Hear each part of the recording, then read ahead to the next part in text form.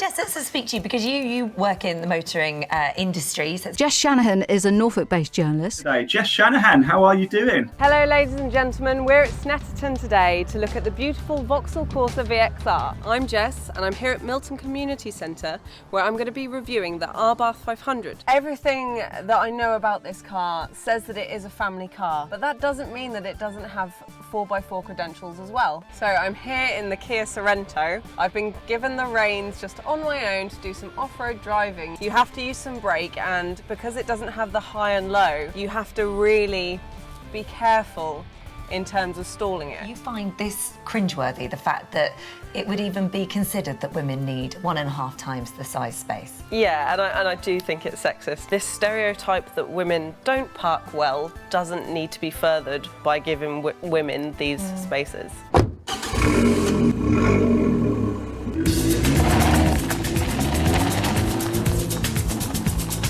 This is the ABARTH 500, and you're probably thinking that it looks a lot like a Fiat 500. Well, you'd be right. One thing I really love about this car is the short throw shifter. When you're changing gear, you don't have too far to go between third and fourth, for example. This means that you can change gear really quickly. A lot of drivers don't have the business skills needed to get this kind of high-level sponsorship. I want to see more people on track, so I'm kind of working to help people learn those skills. It's still very true that they produce less carbon dioxide than a petrol car. The problem that is arising now is we're very aware of the nitrogen oxides, and these are the really harmful thing.